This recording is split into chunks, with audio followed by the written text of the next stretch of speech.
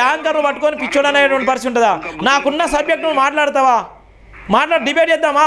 ఈ అమ్మని పక్కన డిబేట్ అడిగిందని సమాధానం చెప్తావా? నువ్వు ఇంతసేపు గంట సేపు మాట్లాడిన మాటలని చెప్పగలుగుతావా? నువ్వు ఏమేమి మాట్లాడినావు చెప్పగలుగుతావా? నువ్వు డిబేట్ చేద్దామా?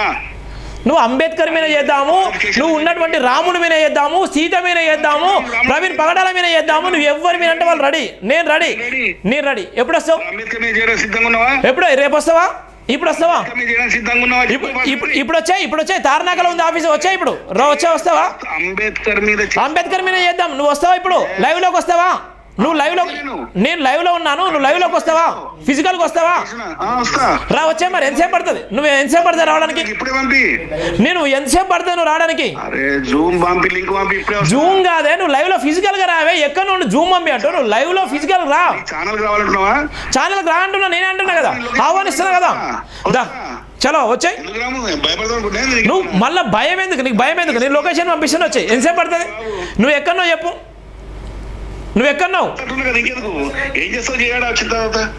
అరే నువ్వు లైవ్ లోకి వస్తాను కానీ నీకు లొకేషన్ వచ్చింది చూడు. నీ లొకేషన్ పంపించిన ఎంతసేపు పడితే నువ్వు రావడానికి? సాయంత్రం దాకా లైవ్ నడుస్తుందా? సరే డిబేట్కి వచ్చాయి, ఓకేనా? అమరప్రసాద్ గారు లైవ్ డిబేట్కి వస్తాడు. నేను ఈ లైవ్ కూడా రమ్మన్నాను, ఈ లైవ్కే రమ్మన్నాను. జూమ్ లింక్ పంపించాలా? ఒక్క నిమిషం, నువ్వు జూమ్ లింక్ డిబేట్కి రండి మీరు, ఓకేనా?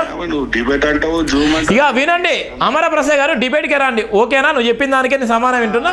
డిబేట్కి రండి, ఓకేనా? చెప్పండి. నీకు నేను ఇది అయిపోయిన తర్వాత నేను ఫోన్ చేస్తా. ఫోన్ చేసిన తర్వాత కాల్ రికార్డింగ్ చేసుకో, నేను కాల్ రికార్డింగ్ చేసుకుంటా. ఏ సబ్జెక్ట్ మీద డిబేట్ చేద్దాం, ఎప్పుడు డిబేట్ చేద్దాం మనం మాట్లాడుకుందాం. మాట్లాడుకొని టైము, డేటు, సబ్జెక్ట్ డిసైడ్ చేసుకొని కూర్చొని నీ ఛానల్ లో డిబేట్ చేద్దాం. Okay, thank you brother. Right, జై భీమ్. రైట్, జై భీమ్, జై భీమ్. రైట్, శ్రీరామ్, జై శ్రీరామ్. జై భీమ్, జై భీమ్, జై భీమ్.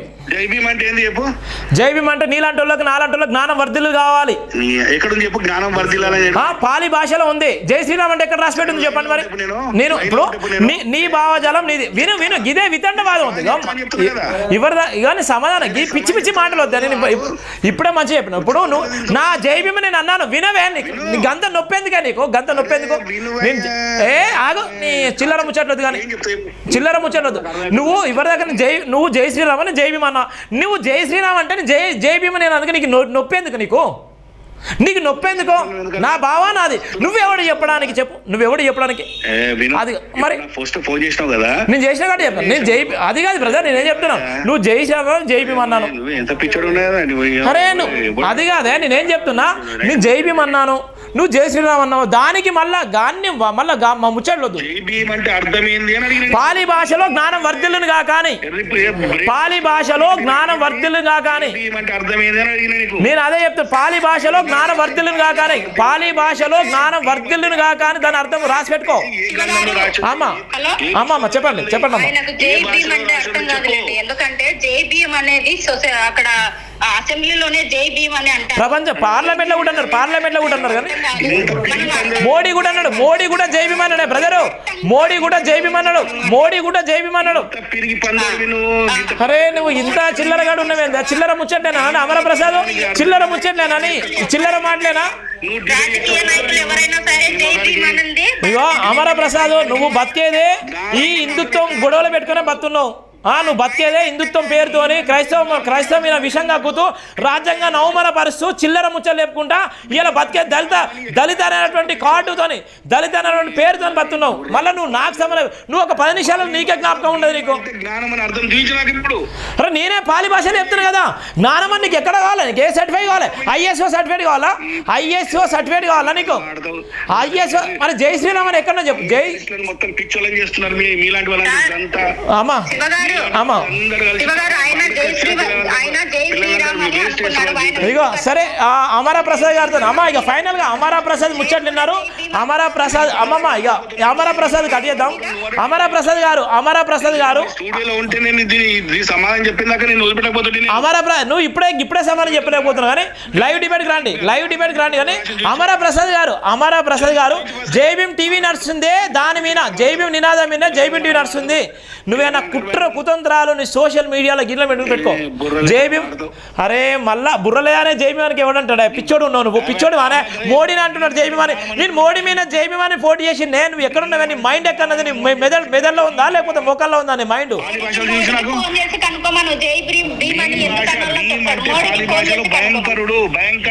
ఎవడు చెప్పి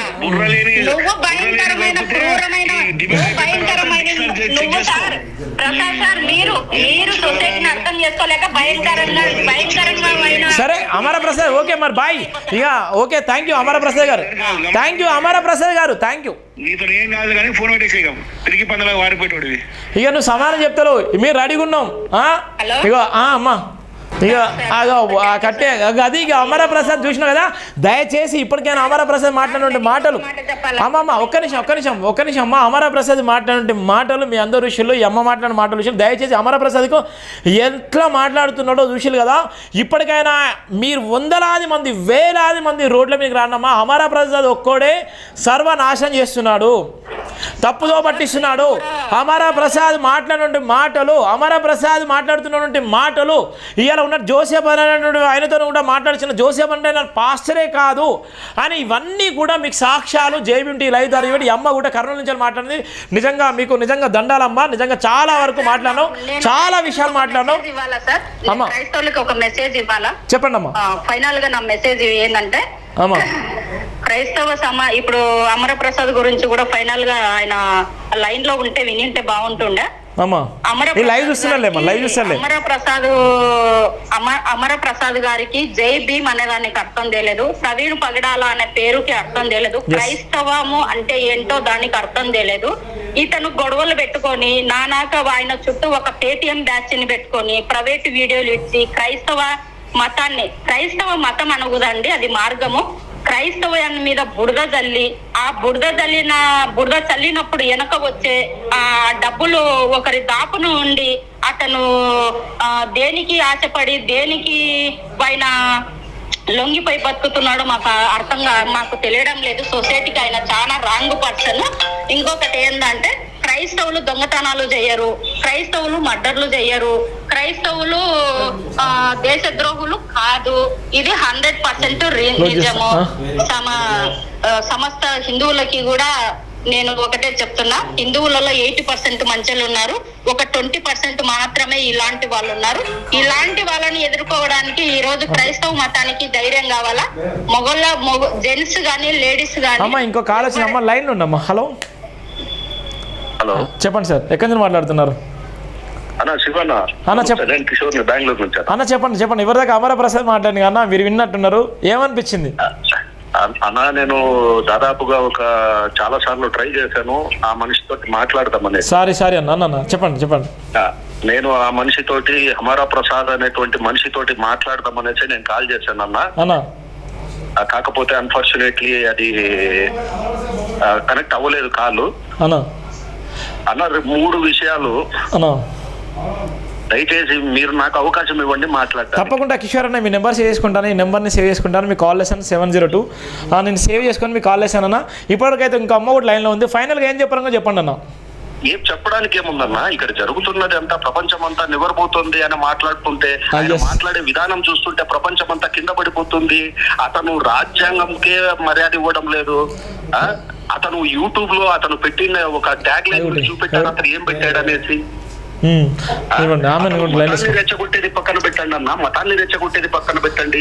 ఈ రోజు కులాలని కూడా అతను ఎస్సీ ఎస్టీలు కూడా మొత్తం అందరినీ రాజ్యాంగం. ఇంకో అమ్మ కూడా లైన్ లో అన్న, కిషోర్ లైన్ లో ఉండండి. హలో అమ్మా, ఇంకో అమ్మ చెప్ప, మీరు ఎక్కడి నుంచి మాట్లాడుతున్నారమ్మా? అమ్మ కడప. అమ్మ మీరు కర్నూలు అమ్మ, కర్నూలు, బెంగళూరు, కడప. అమ్మ కడప నుంచి ఏం చెప్పాలనుకుంటున్నావు? అదే బ్రదర్, పోలీసు వాళ్ళు మీ దగ్గర ఏమైనా సాక్ష్యాలు ఉంటే ఇవ్వండి అంటున్నారు కదా. ఆ పాట దగ్గర ఆ బూట్ కాలు, షర్ట్ పైన బూట్ కాలు ఉంది, బండి మీద పెట్టారు. తర్వాత ఆయన ముఖం మీద గాయాలు పగలగొట్టి. అమ్మ ఇప్పుడు ఎవరిదాకా అమరప్రసాద్ మాట్లాడినటువంటి మాటల విషయంలో ప్రవీణ్ గాడు ఆడు ఎన్నో మాటలు మనం రావట్లేదు, ఎంతో మాట్లాడలేదు. ఇంకో అమ్మ కర్నూలు నుంచి కూడా ఒక అమ్మ ఉంది, బెంగళూరు నుంచి కూడా ఒక అన్నగారు ఉన్నారు. నువ్వేం చెప్పాలనుకుంటున్నావు? ఇప్పుడు ఈ విధంగా ఒక లైవ్లోనే ఇంత అబ్యూస్గా మాట్లాడుతున్నటువంటి పరిస్థితి. మనం ఇక ప్రవీణ్ పగడాల విషయంలో మనకు అందరికీ క్రైస్తవ సమాజం అంతే అంత దారుణంగా మాట్లాడుతుంటే క్రైస్తవ సమాజం మీరు అందరూ ఏం చేస్తున్నారు, దానికి ఏం సమాధానం చెప్పాలనుకుంటున్నారు, దాని గురించి చెప్పండి. అదే బ్రదర్, ఆ వాయిస్ ఇస్తే వాయిస్ ఇచ్చిన వాళ్ళు అరెస్ట్ చేస్తున్నారు కదా, ఎందుకంటే